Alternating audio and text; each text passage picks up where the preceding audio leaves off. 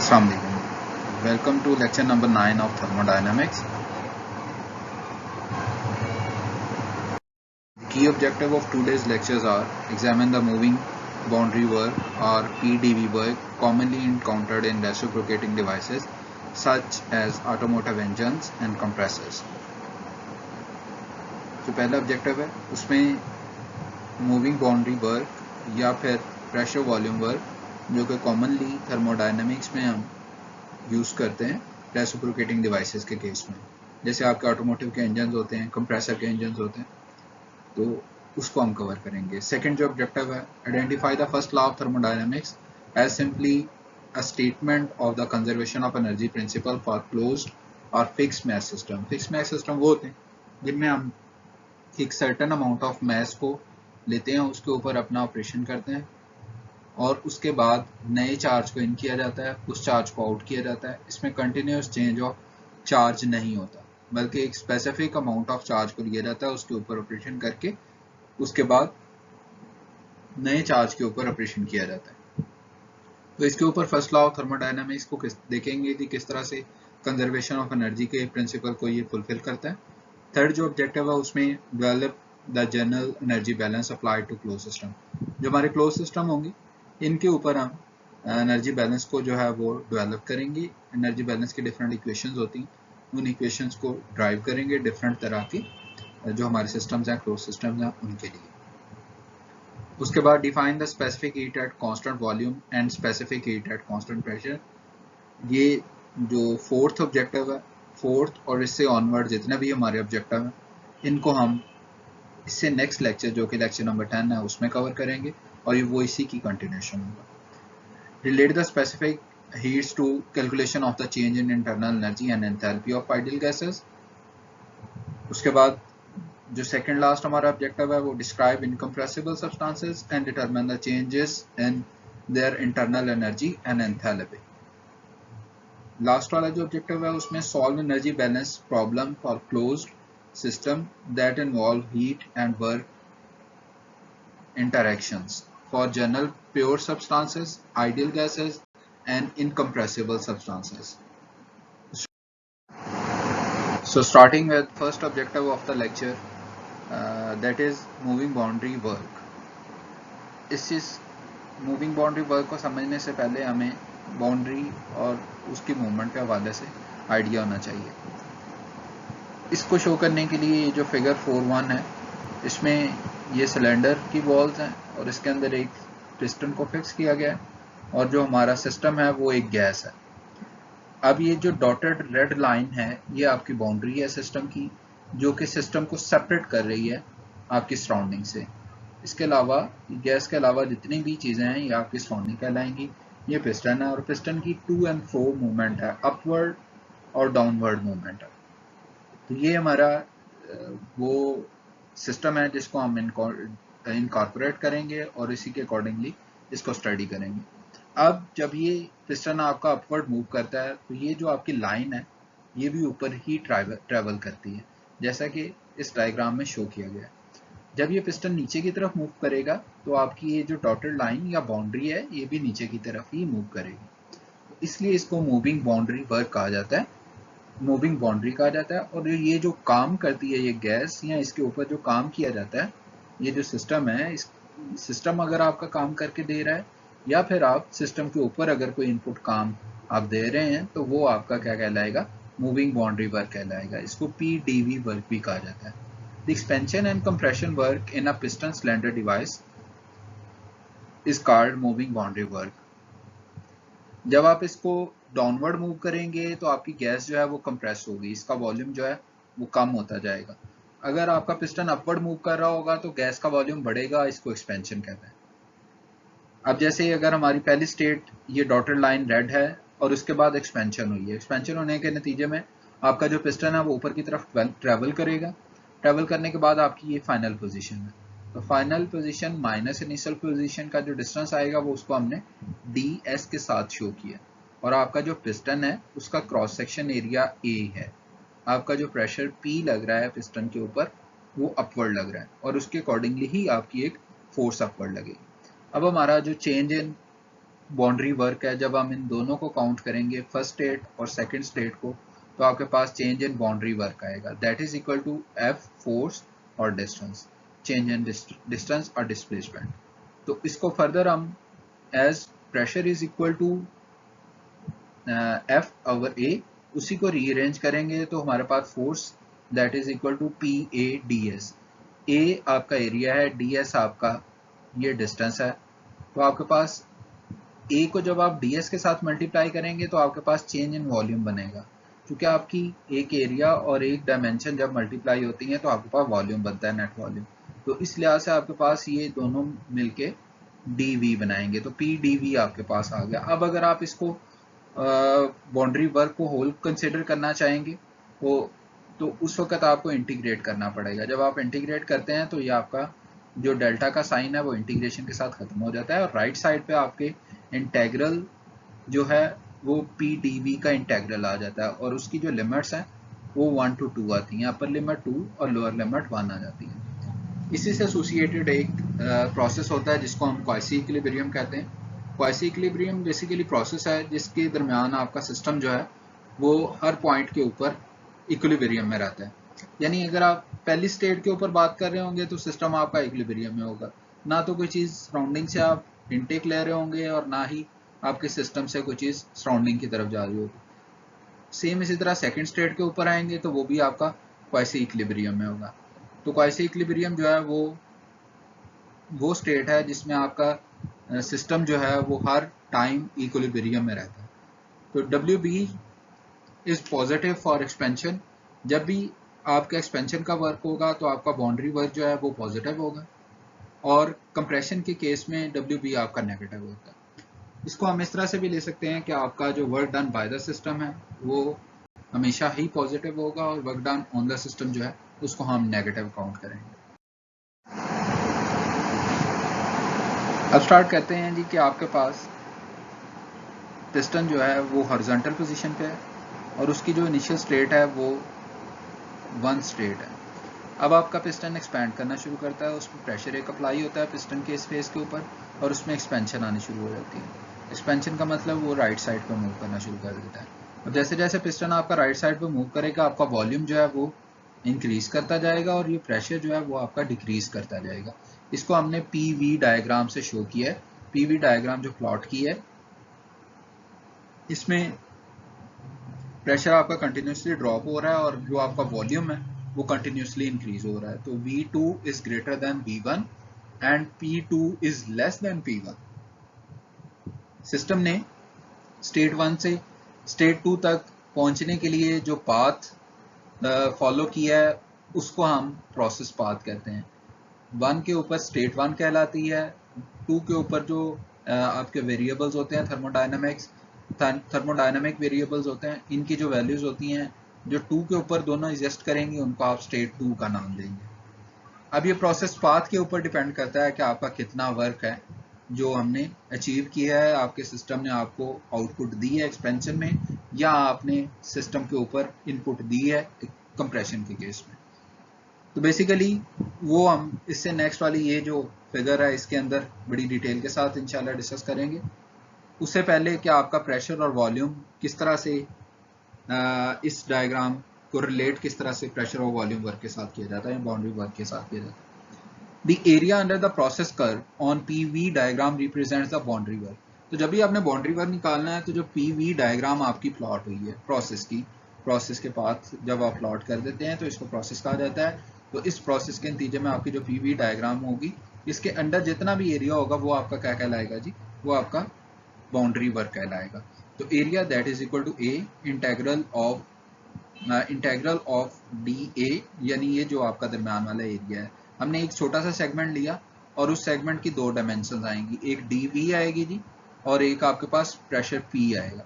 तो अगर हम इसको रेक्टेंगल कंसिडर करें तो आपकी ये साइड P के इक्वल और ये साइड आपकी DV के इक्वल। तो इस लिहाज से अगर हम एरिया की जगह वैल्यू पुट करें तो PDV और इंटेग्रल क्या आ जाएगा जी, starting from 1 to 2. The area under the process curve on PV diagram is equal in magnitude to the work done during a quasi-equilibrium expansion or compression process of a closed system. अब जो आपका boundary work है वो process के path के ऊपर totally depend करता है। ये किस तरह से डिपेंड करता है जी, उसको शो इस डायग्राम से किया गया है। यहाँ पे 3 डिफरेंट पाथ्स को शो किया गया है। पॉइंट 1 या स्टेट 1 से स्टेट 2 की तरफ सिस्टम आपका अप्रोच कर रहा है और उसके 3 डिफरेंट पाथ हैं, पाथ ए, पाथ बी और पाथ सी। इन तीनों पाथ के लिए आपका वर्क डन जो है वो डिफरेंट होगा। किस तरह से डिफरेंट होगा उसको शो करने के लिए हम एक लाइन प्लॉट करेंगे। लेट्स सी, मैं यहाँ से एक लाइन, ये एक स्पेसिफिक वॉल्यूम मैंने ले लिया जी, सॉरी एक स्पेसिफाइड वॉल्यूम ले लिया और इससे ऊपर मैंने एक लाइन को प्लॉट कर दिया।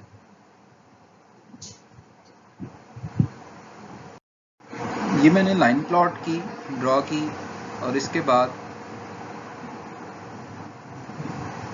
हम देखते हैं कि पॉइंट सी, सॉरी जो पाथ सी है उसको ये लाइन यहाँ से कट कर रही है।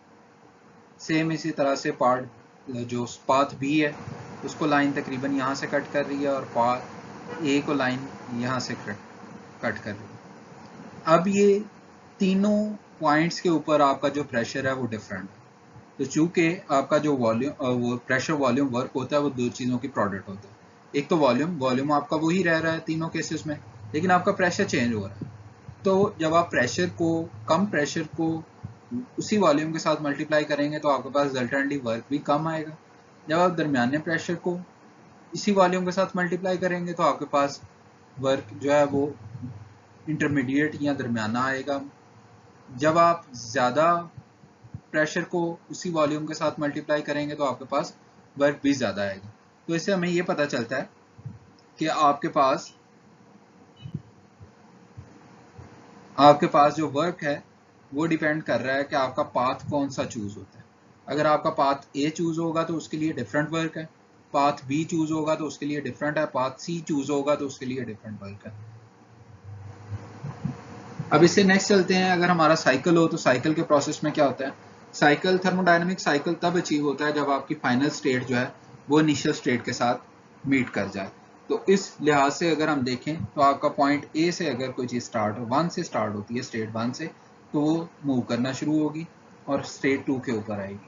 ये कंप्रेशन का प्रोसेस है। इसमें आपका वॉल्यूम जो है कंटिन्यूसली डिक्रीज हो रहा है, प्रेशर बढ़ रहा है। सेकेंडली, जब वो वापस आएगा तो वो पाथ और फॉलो करेगा। अब चूंकि इन दोनों पाथ के वर्क का डिफरेंस है, इसलिए ये दोनों का W नेट आएगा और उसकी कोई ना कोई वैल्यू होगी, वो जीरो नहीं होगा। तो साइक्लिक वर्क हमारे इस तरह से अचीव होता है। तो ये पाथ जो है एक्सपेंशन का प्रोसेस का पाथ है और ये कंप्रेशन के प्रोसेस का पाथ है। इन दोनों के जो वर्क का डिफरेंस आएगा वो आपके पास W नेट होगा। So the net work done during a cycle is the difference between the work done by the system and the work done on the system. Work done by the system and work done on the system. Next हमारे पास जो है जी वो boundary work for a constant pressure process है। इस process में आपका जो pressure है वो आपका कांस्टेंट रहेगा। लेट्स सी आपका प्रेशर 60 psi एब्सोल्यूट है और आपका मास जो है वो आपने 10 पाउंड मास जो है इसके अंदर इनक्लोज्ड है H2O का। इसको आप हीट अप करते हैं। अब इसका वॉल्यूम फिक्स नहीं है, ये ऊपर मूव कर सकता है, लेकिन इसका प्रेशर जो है वो 60 psi ही रहेगा। तो इसको जो शो किया गया वो इस डायग्राम से किया गया। इनिशियल वॉल्यूम आपका 7.4863 क्यूबिक फीट पाउंड मैस था, पर पाउंड मैस था। जब आप इसको हीटअप करते हैं तो रिजल्टेंटली आपका वॉल्यूम बढ़ता है। जब आपका वॉल्यूम बढ़ेगा तो वो बढ़ के 8.3548 क्यूबिक फीट पर पाउंड मैस हो जाता है, लेकिन आपका जो प्रेशर है वो P0 ही रहता है और वो 60 psi एब्सोल्यूट। अब बाउंड्री वर्क की तरफ आते हैं। बाउंड्री वर्क की इक्वेशन हमारे पास ये होती है। इसमें आप प्रेशर जो कांस्टेंट है उसको उसकी वैल्यू पुट करें तो वो P0 है और कांस्टेंट चूंकि इंटीग्रल से बाहर आ जाता है तो कांस्टेंट बाहर आ जाएगा, बाकी बचेगा जी dV। dV को जब आप इंटीग्रेट करते हैं तो आपके पास लिमिट्स पुट करने के बाद V2 माइनस V1 बचता है। तो P0 into V2 minus V1 जब आपका कांस्टेंट प्रेशर प्रोसेस होगा तो इस केस में आपके पास जो बाउंड्री वर्क आएगा that is equal to P0 V2 minus V1। अब इसको अगर हम स्पेसिफिक वॉल्यूम के टर्म्स में लिखना चाहें तो स्पेसिफिक वॉल्यूम जिसको हम स्मॉल v के साथ शो करते हैं that is equal to capital V divided by m। तो इसको अगर हम रीअरेंज करेंगे तो आपके पास small v is equal to m sorry capital V is equal to M into small v। तो यहाँ पे अगर हम स्पेसिफिक वॉल्यूम्स के साथ इसको चेंज करते हैं तो यहाँ पे मैस मल्टीप्लाई हो जाएगा। नेक्स्ट की तरफ मूव करते हैं जी। नेक्स्ट है जी boundary work for a constant volume process. अगर आपका वॉल्यूम कांस्टेंट रह रहा है तो उस केस में आपका प्रोसेस क्या होगा। लेट्स सी आपका प्रेशर P1 जो है वो 500 किलो पास्कल है। उसके बाद आप इसमें से हीट एक्सट्रैक्ट करते हैं, इसके अंदर एयर है और आप इसकी हीट को एक्सट्रैक्ट करना शुरू कर देते हैं। जो पहला टेम्परेचर है वो T1 आपका फर्स्ट स्टेट के लिए 150 डिग्री सेल्सियस है। जब आप इसकी हीट एक्सट्रैक्ट कर देते हैं तो प्रेशर अल्टीमेटली डाउन होगा और टेम्परेचर भी डाउन होगा। प्रेशर डाउन होकर 400 किलो पास्कल तक आ जाता है और टेम्परेचर आपका 65 डिग्री सेल्सियस तक आ जाता है। अब इसको एक आप लाइन के साथ प्लॉट करें, ठीक है जी। तो इस केस में चूंकि आपका वॉल्यूम चेंज नहीं हो रहा होता, आपका सिर्फ जो है वो प्रेशर चेंज हो रहा होता है। तो इस केस में अगर आपका वॉल्यूम चेंज नहीं हो रहा होता तो आपका जो बाउंड्री वर्क है वो जीरो होता है। यानी कांस्टेंट वॉल्यूम के केस में, कांस्टेंट वॉल्यूम प्रोसेस के केस में आपका जो बाउंड्री वर्क है वो जीरो होता है, क्योंकि आपकी डायमेंशंस ये चेंज नहीं हो रही होती। इसके बाद है जी boundary work for an isothermal compression process. Compression का प्रोसेस है तो आपका ये जो पिस्टन है ये डाउनवर्ड मूव करेगा। आपके अंदर जो सिस्टम है वो एयर है और वॉल्यूम आपका इनिशियल जो है वो V1 है, that is 0.4 cubic metre, pressure 100 kilo pascal, temperature T0 80 degree Celsius और ये कांस्टेंट रहता है। तो आपका ये वॉल्यूम है। इसके बाद कंप्रेशन होना शुरू होती है। कंप्रेशन होने के बाद आपकी स्टेट 2 अचीव हो जाती है, वॉल्यूम आपका डिक्रीज कर जाता है और प्रेशर आपका इंक्रीज कर जाता है, लेकिन आपका जो टेम्परेचर T0 है वो 80 डिग्री कांस्टेंट ही रहता है। तो अब हम जनरल गैस इक्वेशन की तरफ पहले आते हैं। जनरल गैस इक्वेशन क्या होती है जी, PV is equal to MRT। क्योंकि आपका T कांस्टेंट है तो T0 के साथ पुट करेंगे, ये दोनों पहले ही कांस्टेंट होते हैं। तो अगर ये तीनों चीजें मल्टीप्लाई होंगी तो एक कांस्टेंट को लीड करेंगे जिसको हम C कह देते हैं। या आप इसको रीअरेंज इस तरह से कर सकते हैं, P is equal to C over V। अब हम बाउंड्री वर्क की इक्वेशन में इसको पुट करेंगे। ये बाउंड्री वर्क की इक्वेशन होती है और इसमें हम जब P की वैल्यू पुट करेंगे तो इसको दो तरीकों से पुट कर सकते हैं। C V raise to power -1, क्योंकि नेगेटिव ये नीचे डिवाइड हो रहा है, डिनोमिनेटर है, तो आपके पास जब हम इसको V को ऊपर मूव करेंगे न्यूमिनेटर के केस में लेके आएंगे तो -1 हो जाएगा। इसको इंटीग्रेट करेंगे तो C आपका बाहर आ जाएगा क्योंकि कांस्टेंट है, और बाकी आपका जो natural log V2 over V1 आ जाएगा, या natural log of V2 minus natural log of V1, और उसको कंबाइन हम इस तरह से लिख सकते हैं। अब ये जो C की वैल्यू है, C is further equal to PV, तो यहाँ पे PV को पुट कर देंगे। अब सेम यही चीज हमने यहाँ पे भी इसको ड्राइव करके बताया, इंटीग्रेट किया है, C को बाहर ले लिया, इसी तरह 1 over V into DV that is equal to natural log of V2 over V1। C की वैल्यू P1 V1 या P2 V2, ये आप कोई भी पुट कर सकते हैं। क्योंकि अगर आपकी कंप्रेशन हो रही है तो वॉल्यूम आपका डिक्रीज होगा, प्रेशर आपका इंक्रीज होगा, और इन दोनों की जो प्रोडक्ट है वो कांस्टेंट रहेगी। उसकी वजह यह है कि आपका MRT0 जो है वो लीड कर रहा है कांस्टेंट वैल्यू को, तो वो कांस्टेंट ही रहेगा चाहे आपका यहाँ पे P1 V1 हो या P2 V2। तो इस लिहाज से आपका ये कांस्टेंट रहेगा, और यहाँ पे आप P2 V2 भी पुट कर सकते हैं, P1 V1 भी पुट कर सकते हैं। उसके बाद ये पॉलीट्रॉपिक प्रोसेस है, इसके लिए बाउंड्री वर्क है। पॉलीट्रॉपिक प्रोसेस के लिए हमारे पास जो रिलेशन होता है वो PV raise to power n is equal to C। यहाँ से हम P की अगर P को लेफ्ट साइड पे रखें और बाकी सारे जितने भी आपके वेरिएबल्स हैं उनको राइट साइड पे मूव करें तो P is equal to C into V raise to power -n। अब इसको इंटीग्रेट किया जाए T की सेम इसी तरह से बाउंड्री वर्क की इक्वेशन में हम P की वैल्यू पुट करेंगे, C V raise to power -n dV that is equal to C, constant है तो बाहर आ जाएगा। इसको इंटीग्रेट करेंगे, इंटीग्रेट करने के बाद आपने इसमें लिमिट्स पुट कर दी। जब आप इसका लिमिट्स पुट कर देंगे तो V2 raise to power 1 -n minus V1 raise to power 1 -n या -n प्लस 1 एक ही बात। अब हम C की वैल्यू पुट कर देंगे। C इसके साथ भी मल्टीप्लाई हो रहा है और C इसके साथ भी मल्टीप्लाई हो रहा है। C की वैल्यू में आप यहाँ पे P1 V1 raise to power n भी पुट कर सकते हैं, P2 V2 raise to power n भी पुट कर सकते हैं। जब हम V2 की बात करेंगे और C को मल्टीप्लाई करेंगे तो हम C की वैल्यू रखेंगे P2 V2, और जब इसको सिंप्लीफाई करेंगे तो हमारे पास बाकी ये बचेगा। ठीक है जी, क्योंकि P2 V2 raise to power n C की वैल्यू पुट की हमने, माइनस n पहले ही था तो ये कैंसिल आउट हो जाएंगे। आपके पास बाकी बच जाएगा जी P2 V2 माइनस सेम इसी तरह P1 V1 divided by 1 minus n। तो PV is equal to MRT। General gas equation के साथ हमें ये बात आइडियल गैसेस के लिए पता चलती है कि PV is equal to MRT। तो MRT2 minus T1 second state का टेम्परेचर माइनस पहली स्टेट का temperature divided by 1 minus n। तो ये आपके पास बाउंड्री वर्क आ जाएगा जब आपका पॉलीट्रॉपिक प्रोसेस हो। और इसको पीवी डायग्राम से कैसे शो किया जाता है, ये पीवी डायग्राम है और इसमें एक्सपेंशन हो रही है, आपका वॉल्यूम 2 जो है वो वॉल्यूम 1 से ज्यादा है। और जो हमने ऊपर यहाँ पे प्रूव किया था या मैंने आपको बताया था उसको यहाँ पे राइट डाउन किया गया है। Expansion of a gas against a spring. यहाँ पे आपका पिस्टन जो है वो स्प्रिंग के साथ अटैच है और स्प्रिंग का जो स्प्रिंग कांस्टेंट है वो 150 किलो न्यूटन है, 150 किलो न्यूटन पर मीटर।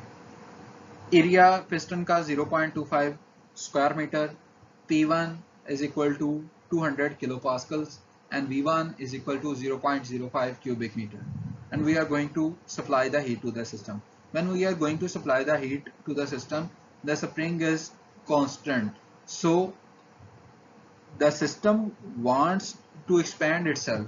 आपका जो पिस्टन है वो ऊपर की तरफ मूव करना चाहेगा, लेकिन आपका ये जो स्प्रिंग है वो इसको रिस्ट्रिक्ट करेगा उसकी मूवमेंट को, और उसकी मूवमेंट को रिस्ट्रिक्ट करने की वजह से डाउनवर्ड प्रेशर जो है वो उसके ऊपर अप्लाई करेगा या डाउनवर्ड फोर्स उसके ऊपर अप्लाई करेगा, तो इसके प्रेशर के अंदर इनकॉर्पोरेट होगी।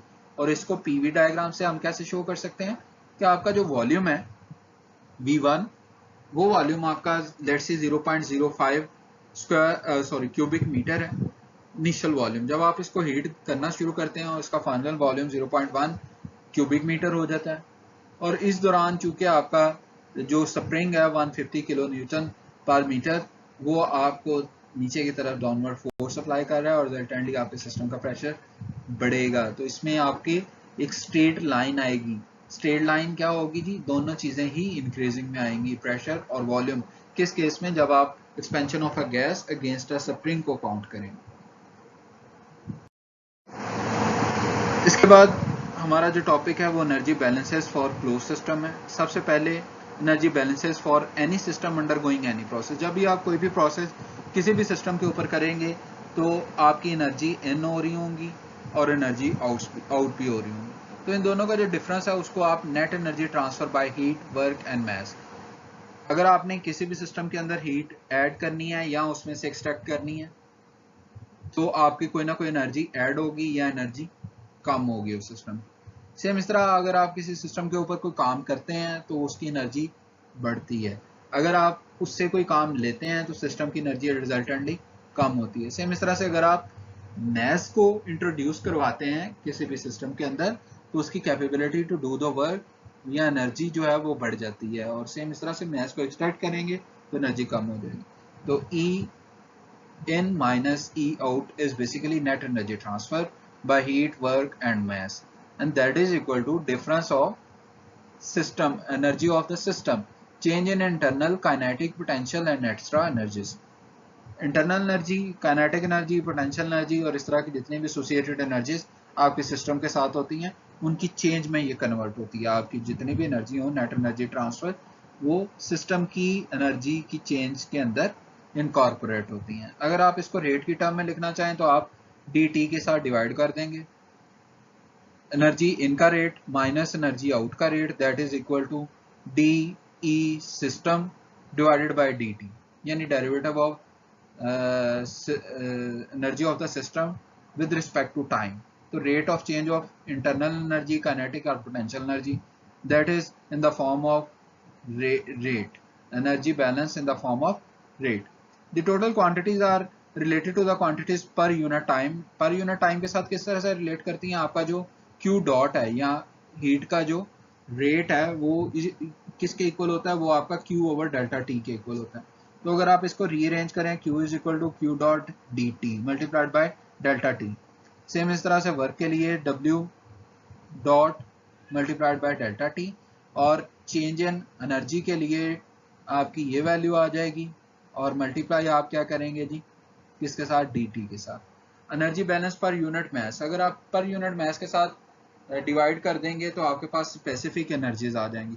Specific energy in minus specific energy out, that is equal to change of specific energy of the system. तो डेल्टा के केस में अगर आप energy balance in the differential form count करें तो वो डेल्टा एन, आपकी जो जितनी भी एनर्जी इन हो रही हैं उनका डिफरेंस माइनस जितनी भी आपकी एनर्जी आउट हो रही है उनका डिफरेंस, और वो किसके इक्वल होगा जी, वो आपके डिफरेंशियल के इक्वल होगा, जो सिस्टम का डिफरेंशियल होगा। स्पेसिफिक हीट के केस में भी सेम इसी तरह से आपने मैथ से डिवाइड कर दिया तो ये स्पेसिफिक एनर्जी के केसेस बन गए। specific energy delta of specific energy in minus delta of specific energy out, that is equal to d of specific energy of the system. W net out is equal to Q net in, or W net out rate is equal to Q net in energy balance for a cycle। जब आपका cycle का case होता है, cycle के case में आपका जितनी भी आप work done by the system कर रहे होते हैं, that is equal to Q net in. आप जितनी हीट सप्लाई करेंगे वो आपकी साइक्लिक वर्क में कन्वर्ट होगी। तो इसको देखेंगे, इससे नेक्स्ट स्लाइड में भी इसको शो किया गया है, तो उसमें ये कॉन्सेप्ट ज़्यादा क्लियर हो जाएगा। Q net in minus W net out आपका is equal to delta E of the system, और अगर सिंप्लीफाई करें तो Q minus W is equal to delta E. इसमें आपका Q नेट इन से मुराद आपकी जितनी आप हीट सप्लाई कर रहे हैं माइनस जितनी हीट रिजेक्ट हो रही है, ये दोनों के डिफरेंस को शो कर रहा है। और ये जो वर्क नेट आउट है इसमें दोनों चीजें आ रही हैं, work done by the system minus work done on the system, यानी work done out minus work in, ये आपका W नेट आउट आ जाएगा। Energy balance when sign conversion is used, heat input and work output are positive, heat output and work input are negative। यही चीज जो मैंने आपको यहाँ पे एक्सप्लेन की कि अगर आपका हीट सिस्टम के अंदर आप इनटेक हो रही है तो वो हीट पॉजिटिव कंसिडर होगी, और अगर आपका सिस्टम आपको काम करके दे रहा है तो वो वर्क आपका पॉजिटिव होगा, या वर्क आउटपुट आपका पॉजिटिव कंसिडर होता है। सेम इसी तरह से अगर आप work done on the system कर रहे हैं तो वो नेगेटिव कंसिडर होगा, और अगर आपकी हीट रिजेक्ट हो रही है सिस्टम से तो वो भी आपकी नेगेटिव कंसिडर हो। सेम इसी तरह से इसको अज्यूम किया गया है, ये पीवी डायग्राम के साथ शो किया गया है, Q net is equal to W net. General जो आपके पास इक्वेशन बनती है वो Q minus W is equal to delta E. Stationary system जब आपके पिस्टन मूव नहीं कर रहा होता, वॉल्यूम फिक्स्ड रहता है, तो उस केस में आपका जितना भी आप हीट और वर्क डन का डिफरेंस लेंगे वो आपका कन्वर्ट होगा डेल्टा यू में, इंटरनल एनर्जी में कन्वर्ट होगा। क्योंकि आपका सिस्टम मूव नहीं कर रहा तो सारे के सारी जितनी भी आप एनर्जी उसमें इनकॉर्पोरेट करेंगे वो इसकी मॉलिक्यूल्स की वाइब्रेशन को इन्हांस करेगी, जिसकी वजह से आपकी इंटरनल एनर्जी बढ़ती है। पर यूनिट मास की अगर बात करें तो Q को स्पेसिफिक कर दें, W को स्पेसिफिक करते हैं, सेम इसी तरह से डेल्टा ई को स्पेसिफिक कर दें। डिफरेंशियल फॉर्म में सेम इसी तरह से लिख सकते हैं। ये first law relation for close system and sign conversion is used. For cyclic work, delta E is equal to change in energy is equal to 0। चूंकि आपके स्टेट्स जो हैं वो मीट कर रही होती हैं इसलिए डेल्टा E आपका 0 होता है। तो इस केस में आपका अगर आप इस इक्वेशन में डेल्टा E को 0 कर दें तो Q is equal to W हो जाता है। यही पिछली स्लाइड में भी शो किया गया था। The first law cannot be proven mathematically, but no process in nature is known to have violated the first law, and this should be taken as sufficient proof। First law जो है that is energy can not be created not be destroyed but it can be converted from one phase two another phase. इसको आप mathematically prove नहीं कर सकते, लेकिन कोई भी ऐसा सिस्टम नहीं है जो कि इससे डिविएट करता हो। Energy balance for a constant pressure expansion और कंप्रेशन प्रोसेस। कांस्टेंट प्रेशर के केस में देखते हैं जी, सेम हमने क्या लिखा जी, जो एनर्जी बैलेंस की जनरल इक्वेशंस होती हैं उनको लिखा। उसमें energy in minus energy out is equal to change in energy of the system. Q minus W that is equal to delta U plus आपकी इंटरनल एनर्जी की चेंज प्लस आपकी kinetic और potential की। काइनेटिक और potential इसमें count नहीं होती। ये जो आपकी नीचे एग्जांपल दी गई है इसमें सैचुरेटेड वेपर्स हैं, इसमें काइनेटिक एनर्जी को और पोटेंशियल एनर्जी को इग्नोर किया गया है। तो इस केस में क्या होगा, आपका डेल्टा यू सारे के सारा इंटरनल एनर्जी में चेंज होगा। अब ये Q माइनस डब्ल्यू है, तो W दो तरह का है, एक W अदर है और एक W बाउंड्री वर्क है। बाउंड्री वर्क तो हमने बड़ी डिटेल से पहले स्टडी किया है। अब Q अदर क्या है, Q अदर वो है जब आप किसी और सोर्स के थ्रू सिस्टम के ऊपर काम करते हैं या सिस्टम से काम लेते हैं, तो वो W अदर में कंसिडर होता है। ये यूजुअली ज़्यादातर जो है वो थर्मोडाइनमिक की एडवांस एप्लीकेशन में यूज होता है। तो Q minus W other minus आपका चूंकि कांस्टेंट प्रेशर का केस है, तो कांस्टेंट प्रेशर के केस में बाउंड्री वर्क आपका P not V2 minus V1 के इक्वल था। इसको हमने यहाँ पे पुट किया, रीअरेंज करने के बाद इसको हम इस तरफ ले गए, तो U2 plus P2 V2 minus U1 plus P1 V1 that is equal to Q minus W other. तो Q minus W other is equal to H2 minus H1। चूंकि आपका U plus PV is equal to enthalpy, तो H2 minus H1 आपका Q minus W other के equal होता है। For constant pressure expansion और compression processes we are going to have delta U plus WB is equal to delta H, जो कि हमने यहाँ पे भी स्टडी किया।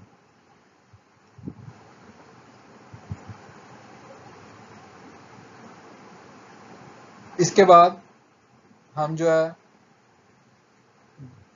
W an example of the constant pressure process को देखेंगे, जिसमें W इलेक्ट्रिक N है माइनस Q आउट है माइनस WB जो बाउंड्री वर्क है वो वैसे का वैसे ही रहेगा। बाउंड्री वर्क को वहां ले जाएंगे तो डेल्टा H बन जाएगा आपके पास। यहाँ पे electric work N minus Q out, ये कैसे है जी, ये आपका जो इनक्लोज सिस्टम है, ये सैचुरेटेड वेपर्स हैं, वेपर्स की ये लाइन होती है, ये आपकी सैचुरेटेड लिक्विड की लाइन है, ये सैचुरेटेड वेपर की लाइन है। इसको आप रैंकाइन साइकिल में भी पढ़ चुके होंगे या पढ़ेंगे। तो ये PV डायग्राम है रैंकाइन साइकिल से रिलेटेड, आपकी ये कर्व्स होती हैं जिसमें आपका प्रेशर सैचुरेटेड वेपर्स और सैचुरेटेड प्रेशर की लाइन सॉरी सैचुरेटेड लिक्विड्स की लाइंस होती हैं। तो यहाँ पे आपका प्रेशर 300 किलो पास्कल है और वो कांस्टेंट रह रहा है, तो ये लाइन आपकी प्लॉट होगी। और ये सैचुरेटेड वेपर्स हैं, तो वेपर्स का रीजन ये होता है, यहाँ से आपका यहाँ तक आपका वेट वेपर्स का रीजन होता है, ये सैचुरेटेड वेपर्स का रीजन होता है। तो ये आपका इस रीजन में लाई करेगा। मैस आपका 25 ग्राम है, तो वैसे का वैसे ही रहेगा। आपने इसको हीटअप कर रहे हैं जी एक तरफ से, Q in आपने दी हुई है, सॉरी W in आपने इलेक्ट्रिक वर्क दिया हुआ है 120 वोल्ट और 2.2 एम्पेयर उसके अंदर इंट्रोड्यूस कर रहे हैं, इलेक्ट्रिक पावर दे रहे हैं जो कि यहाँ पे ये शो की गई है। और आपकी हीट जो है वो एक्सट्रैक्ट हो रही है 3.7 किलो जूल, तो वो आपकी ये आ जाएगी। और ये किसके इक्वल होगा, चेंज इन एंथैल्पी। और एंथैल्पीज कहाँ से निकलती हैं, ये स्टीम टेबल से निकलती हैं। तो H2 माइनस H1 जो है स्पेसिफिक किस तरह से हुई है, अगर आप H को सेम उसी तरह से रिप्लेस करें, चूंकि small h is equal to capital H divided by m होता है, तो capital H is equal to small m multiplied by small h, same उसी तरह से यहाँ पुट करेंगे। तो यहाँ से MH2 माइनस MH1, m को बाहर जो है वो आपने कॉमन ले लिया, H2 माइनस H1।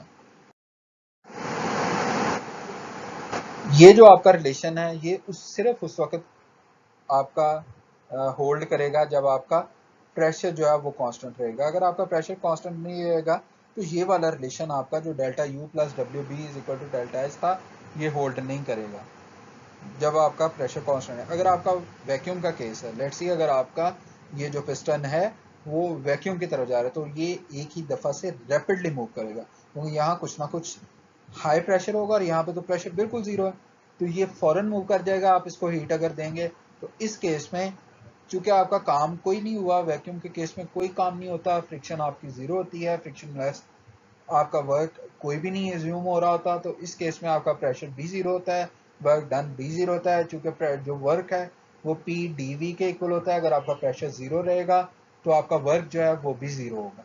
तो इस केस में आपका जो एनर्जी है वो नो एनर्जी ट्रांसफर की फॉर्म होगी, जब आपका एक तरफ वैक्यूम होगा और आप इरप्टली जो है वो सिस्टम को मूव करवा रहे हैं, सॉरी इब्रप्टली। उसके बाद आते हैं जी अनरिस्ट्रेन्ड एक्सपेंशन ऑफ वाटर। अगर वाटर की आप अचानक एक्सपेंशन करवाते हैं तो उस केस में क्या होगा। अच्छा जी, अनरिस्ट्रेन्ड एक्सपेंशन के केस में आपका नेट एनर्जी ट्रांसफ़र जो है सेम उसी तरह से, ये पहले वाला हमने एनर्जी बैलेंसेस लिखे, इसमें क्यू इन आपका जो होगा वो टोटल कन्वर्ट हो चुका होगा किसमें जी, डेल्टा यू, क्योंकि वर्क नहीं ज़ीरो हो रहा, वर्क नहीं हो रहा होगा, वो ज़ीरो हो रहा होगा, तो आपके पास जितनी भी हीट सप्लाई हो रही होगी वो किस केस में जा रही होगी, उसकी इंटरनल एनर्जी को बढ़ा रही होगी, तो इंटरनल एनर्जी इंक्रीज हो जाएगी और आपकी जो क्यू एन है वो सारी सारी कन्वर्ट हो चुकी होगी आपकी चेंज इन इंटरनल एनर्जी में।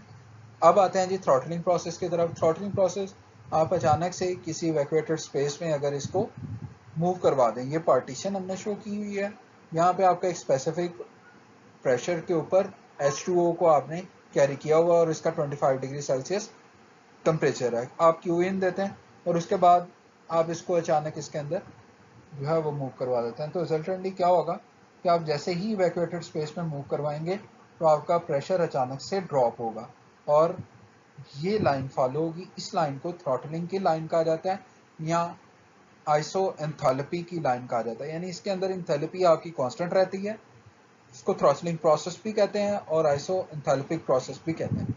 तो इस केस में आपका जो वर्क डन है वो अप्रॉक्सीमेटली जीरो हो रहा होता है और ये कॉमनली आपकी रेफ्रिजरेशन में यूज हो रही होती है। आज के लेक्चर में हमने किन किन चीज़ों को कवर किया है जी, वो समरी में शो किया गया है। मूविंग बाउंड्री वर्क, उसमें वो boundary work for an isothermal process, उसके बाद for constant pressure process, polytropic process, constant volume के प्रोसेस में भी देखा था हमने कि क्या होता है।